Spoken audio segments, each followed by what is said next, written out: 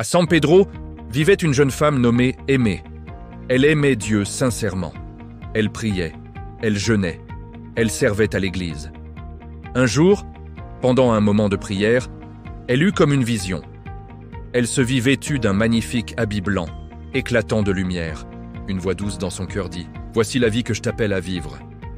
Aimée sourit, mais quelques instants plus tard, elle remarqua une petite tache sur le vêtement. Ce n'était pas un grand péché visible. Non. C'étaient de petites choses, un mensonge pour éviter problème. Une jalousie cachée, une colère qu'elle nourrissait en silence, des pensées qu'elle croyait inoffensives. Chaque fois qu'elle disait « ce n'est pas grave », la tache devenait un peu plus visible.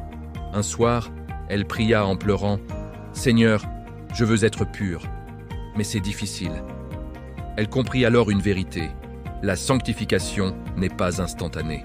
C'est un processus. Chaque jour, Dieu révélait quelque chose à corriger. Parfois, ça faisait mal. Parfois, ça demandait de s'excuser.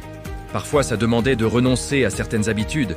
Mais chaque renoncement rendait le vêtement plus lumineux. Les gens commencèrent à remarquer un changement. Elle parlait avec plus de douceur. Elle réagissait avec plus de patience. Elle pardonnait plus vite. Ce n'était plus un effort extérieur. C'était une transformation intérieure.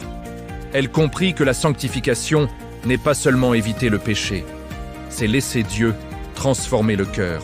La sanctification, ce n'est pas paraître saint devant les hommes, c'est être vrai devant Dieu. C'est accepter que Dieu nous montre nos zones de ténèbres. C'est accepter d'être corrigé.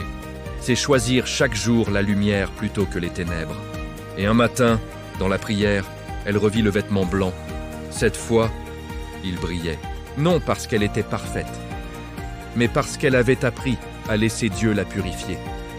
La sanctification n'est pas un événement. C'est une marche quotidienne. Ce n'est pas une pression. C'est une transformation. Ce n'est pas devenir religieux. C'est devenir semblable à Christ.